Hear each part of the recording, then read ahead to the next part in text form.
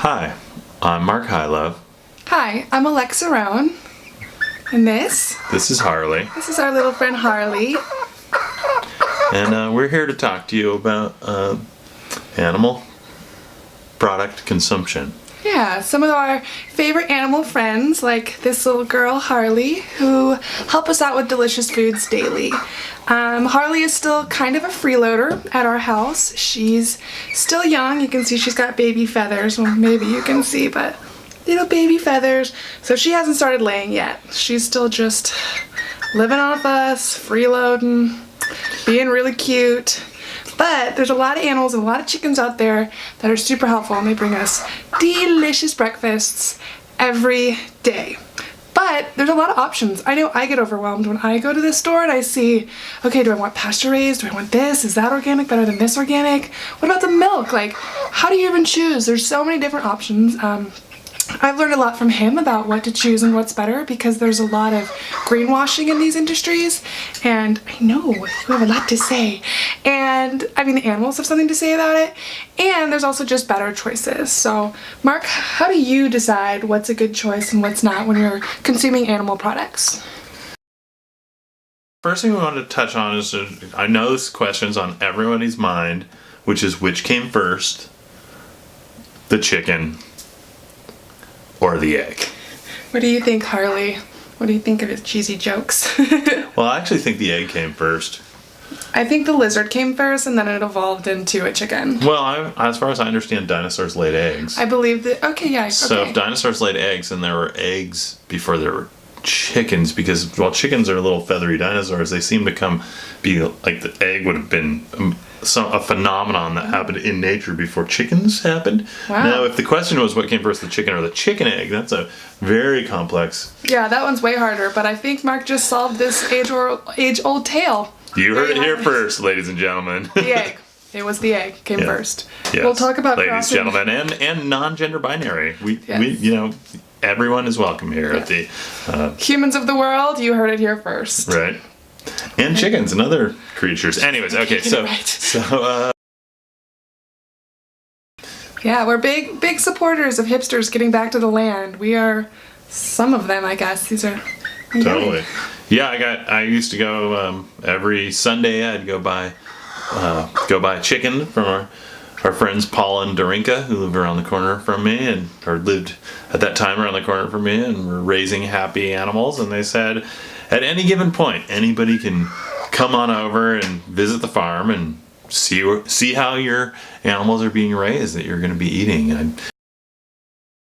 Yeah, and you don't have to have really hipsters on the land kind of friends. You don't need to be in an area where you might know someone personally that's doing this. When we lived temporarily in Nashville, we were able to find a nearby what's called a CSA, Community Supported Agriculture.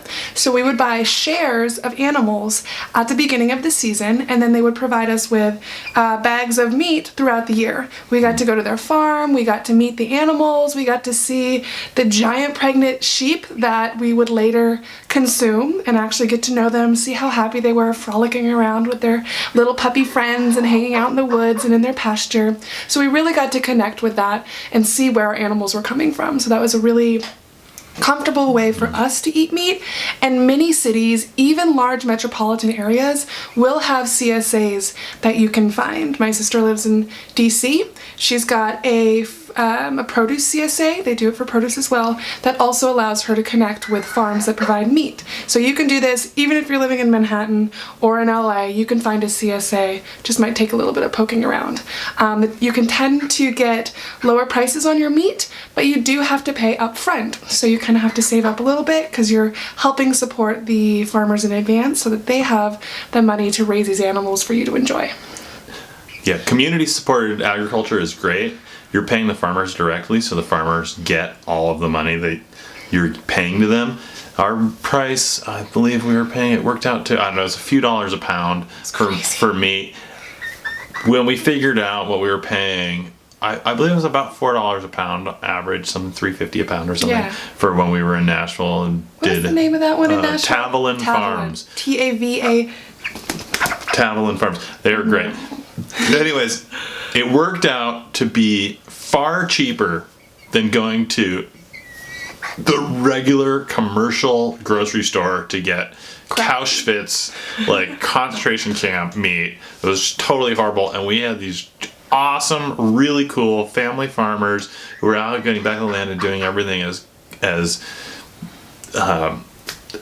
just as ethically as possible, basically. It's a great way to do it. You can find them at a farmer's market or elsewhere, get to know people, and maybe you'll find one near you. Aside from just meat, what about some of the animal byproducts that we use, such as eggs from, well, eventually this little girl. Butter. Milk, I like butter. butter. You can pick these things up Ghee. at your farmer's market, of course, and get to know the farmers there. But what if you're in an area where maybe your only option is a Whole Foods, a Sprouts, a local natural food store, or it might even just be a regular old Albertsons or whatever the Vons or Vons. Publix or wherever you're shopping. You might be shopping at one of those stores as well. So there's a couple things that you can look for when you're purchasing animal byproducts as well. So what about eggs? What's the thing to look for in eggs? Eggs.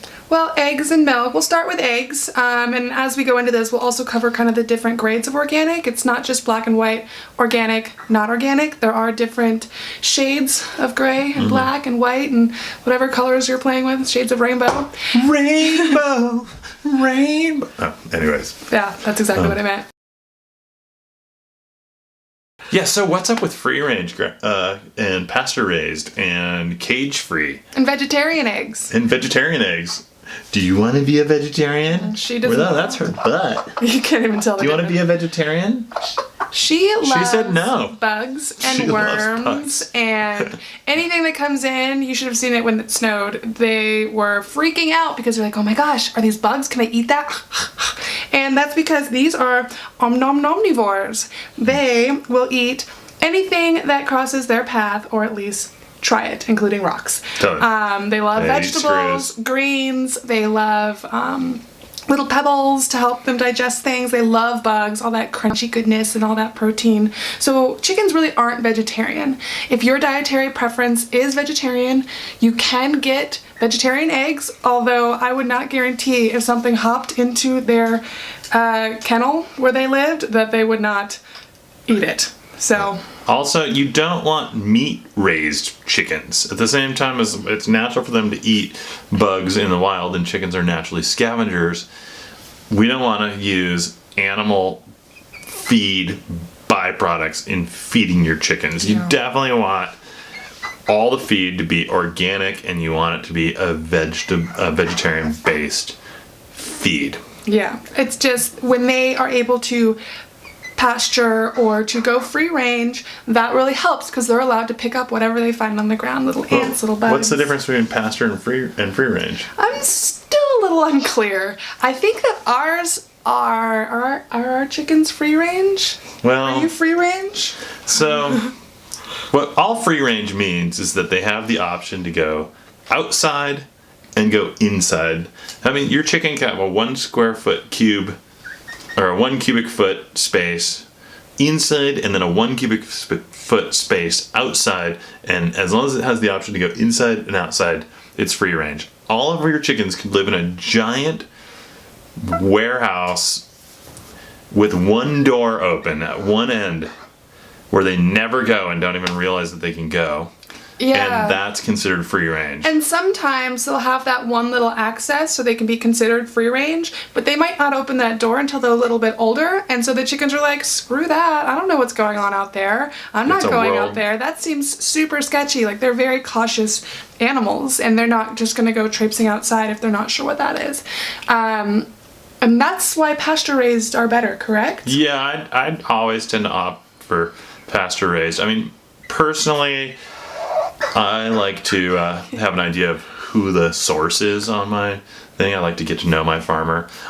We have the benefit of going to natural products conventions, so we go and meet the farmers. So we've met the Organic Valley farmers, we've met the Diestel farmers, we've met Strauss farmers, Redwood Hill goat dairy farmers, we've met the Happy Egg. And now Happy Egg they're not organic, but they're pasture raised, and we checked out their spot, and while some of their feed, supplemental feed, is commercial, their chicken that's a humane facility. Yeah, Happy Egg's great. Definitely have happy chickens. I definitely buy Happy Egg. I prefer organic feed. Yeah. Although most of what they don't use any pesticides or anything on their fields. They have a lot of square foot per bird. If possible, it's of course wonderful to support your local farmers and go to the farmers market, but we realize that it takes some dedication to get there every week, and it's not always going to happen. Sometimes you're going to run out of eggs, sometimes your farmers market isn't nearby, they run out of eggs, so these are just some options to guide you. Just a little recap real quick on the eggs. Go for it. First things first, for sure organic. Because if nothing else, when you feed animals the pesticides and the other chemicals concentrate in the animal because they eat the stuff over and over and over again, and then all that junk and crud and whatever builds up in the animal. So you don't want to eat animals that are that are raised with, eating food that's been sprayed with chemical fertilizers and pesticides and that sort of thing. Pardon me. So first, bottom, at least go organic. Then you can raise it up from there. Yeah, and that sort of stuff can build up. You even get if your chickens get into your garlic patch or your onion patch and are eating like those fresh green onions, you can taste it. You can taste it. So imagine if it's more than just like onions, but it's actually pesticides and chemicals and fertilizers. It's going through their little bodies and it's getting concentrated in their eggs. And so your next level is going to be, you're going to want something that's going to be pasture raised. So pasture raised chickens, that's the way to go. Your next thing that you're going to look for is you want small local family farms. That's ideal. That's ideal. This is like the hierarchy of things to look small for. local family farms. Or I guess you could get your own. Yeah, or get chickens. They're so much fun. They're really easy. They're if you're great allowed pets. in your neighborhood, this is my first time with chickens. They are a lot easier than I thought, even though I'm a helicopter mother. You really just let them peck around, feed them, water them, and don't let them get eaten by predators, and you're doing it right. Yeah, honestly, it's awkward for me to not have chickens at this point. I really prefer to have chickens. The eggs are approximately measured at 1 bazillion times better than the ones from the store. They're so much better.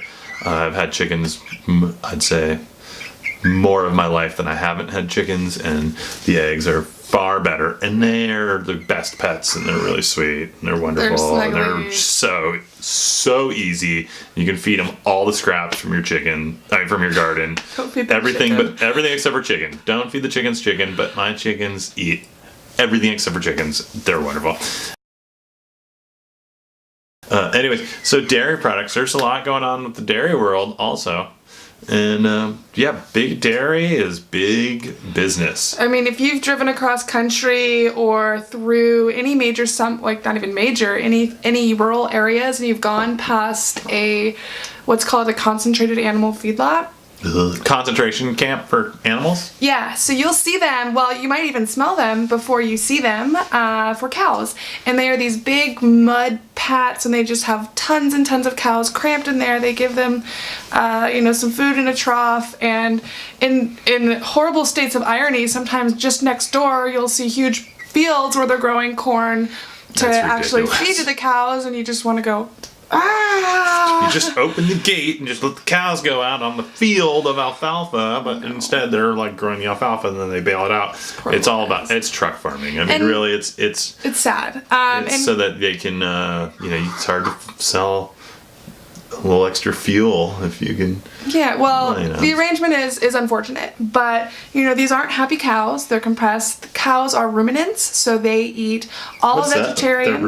They're ruminants. What is that word? A deer or a cow or anything that has multiple stomachs is a ruminant, and they have all those stomachs, and they move all the greens and the grasses and the veggies that they eat through their stomachs. They bring them back up, they chew on them for a while, they move them back down and around. So they are specifically designed to digest grasses and grains and vegetables and produce that they find as they're foraging out in the land. They have a very specialized system for that. So they are consummate vegetarians, nothing else. They eat the grass, that's what they do. So we want vegetarian fed cows. Yeah, it's madness to feed them anything else. And what's scary is It is madness, yes. This is why mad cow, yes. Yeah. Not okay. No, because a lot of commercial feeds in some of these horrible concentration camps are feeding them animal byproducts, leftovers ground up, trying to fatten them up, adding all these proteins. And that's why they have to give them so many meds and drugs, is because it makes them ill to eat that kind of food. It's really, really sad. So you want to find cows that are pasture raised, that have access to real grass, that get to wander around. If you see cows when they're happy eating grass, they'll be frolicking. They're not just like, wow. They're frolicking around, cows. they're jumping, they're being silly, they're out there having a great time and enjoying themselves, because cows have little fun personalities too. Cows are great. Yeah. Love cows. So you want to look for things, not just organic, you want to look for pasture raised, happy cows. Aside from meat, because we did talk about an easy way to find good pasture-raised happy meat is through either a CSA or just reading the packages and looking for pasture-raised meat. What about the milk? Because milk is interesting. Grass-fed is it's a bit of a buzzword, but yeah, definitely grass-fed is better. You want grass-fed milk that it digests better. It's healthier for us. When we eat, if you only grain feed cows can eat just grains, but it's really too much for them. They need grass naturally in nature. The cows aren't out there like picking the grain off of the straw. It's all and high just carb. Eating. They eat like all that roughage, and they need that to go through and digest. You give a cow a high grain diet in order to fatten them up. You do it so you can fatten them up and make it fast. Make it fast food. Pump that product into the sales force. It's like, this is not what we want. We want happy cows, chewing on things, a lot of grass, taking their days, skipping and meandering across the fields. Like you imagine pretty happy cows to be. So what should people look at the normal grocery store if they cannot find a CSA or if they cannot find a farmer locally that's selling their meat and their milk? What are the ones? List them real fast. I love Strauss Family Farm. We're out here on the West Coast, and that's probably more of a West Coast thing. Strauss Family Farm out of Sonoma County. I've ridden my motorcycle through Sonoma by all their fields, and I could see their cows and the way that they're living, and I've met those people, and that's how they're raised. Also, for goat dairy, I know I, like most people, tend to do better with goat than cow dairy. Oh, yeah. Redwood Hill Farm is great. I've met the farmers, super sweet people. And while it's not certified organic, it is all pasture raised. So they're happy goats. Yeah. They're cool folks. I like them. Okay. I like Organic Valley. I actually have some half and half over here from Organic Valley. We were just having our coffee. These guys are a co-op. They're super cool. Can you see that, Organic Valley? You can see that. Yeah. They're a co-op. So I've hung out with the farmers, a bunch of farmers from Organic Valley.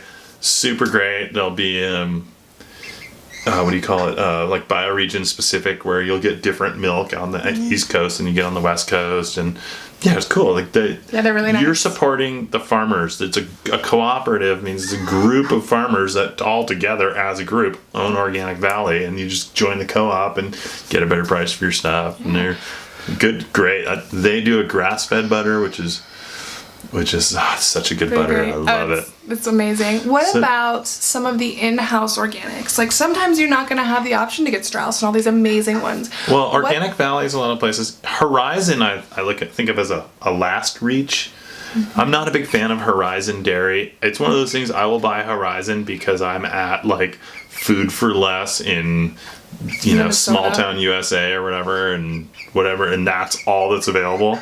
Or Safeway Organic or something like that. I don't really know what's up with Safeway Organic, but 365. What about 365? Well, it's hard. I mean, 365 is another cheap house brand. Mm-hmm. It's still organic. It's still organic. The problem is when you've got companies like Horizon Natural Food or Horizon Dairy, who's owned by Dean Foods, who's the largest dairy manufacturer in the world, and then they're fighting tooth and nail to lower the organic standards because they want the label. Yeah, not a fan.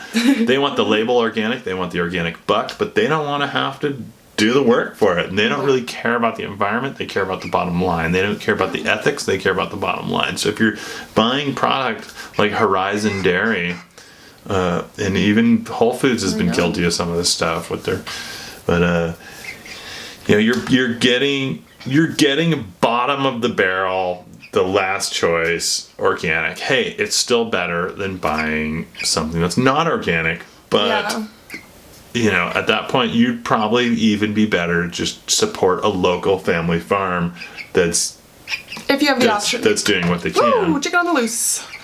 Now, when you go with somebody like Organic Valley, it's great because they're a farmer co-op. So these guys are cool. They're doing it for the right reasons. Strauss is great. They're doing it for the right reasons. There's a lot of really great options out there.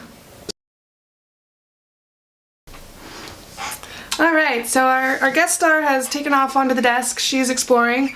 I don't know where she wants to go. I think she wants to go. Oh, she sees her coop. She's trying to go home. All right. Well, maybe it's time. What else? Do we have any other? Harley, do you have any questions?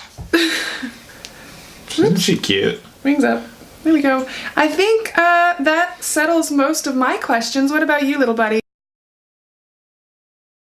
Make smart choices. Try to choose the best organic that you can. If you have questions about choosing eggs, choosing milk, and choosing other animal products so that you can be a conscientious carnivore, let us know in the comments. We'd be happy to answer questions, and if we don't know something, we'll try to get in touch and figure out what it is or see who to ask. I'd like to dedicate this episode of Healthy Habits with Mark and Alexa and Harley to the memory of Penelope Peep. She is the best pet I ever had, best chicken ever, and I miss her. She was a silkie like this one, but this one has a gene that makes her curly. So she has this crazy poodle fur, and she has a hard time feathering, so she's going to be very naked when she molts. But it makes her adorable and poofy. And poofy. Yep. Peepers was white, too. So, rest in power, Penelope Peep. Rest empowered. In power. She can be empowered. Rest in power. Empowerment for women and chickens. Hell yeah. All right. Woo! All right, people. Until next time, I'm Alexa Roan. I'm Mark Hilo. And we hope that you keep living with some healthy habits. Yeah, and feel free to hit us up with any questions. I can go on about this stuff for hours and hours and hours. But, yeah, and if you want to hear us ramble about a topic of your choosing, let us know. We will happily record something just for you. That's true. With whatever guest stars we happen to have on hand. Also true. Although probably not the cats because they'd claw us to death. Very true. Also true. Alexa is full of truth. Okay. On that note. See you next time. I need to turn it off. But my hands are full. What do I press? See that button? It's like red, has a camera on it. Oh, there's a black one with a camera on it? Yeah, that's it.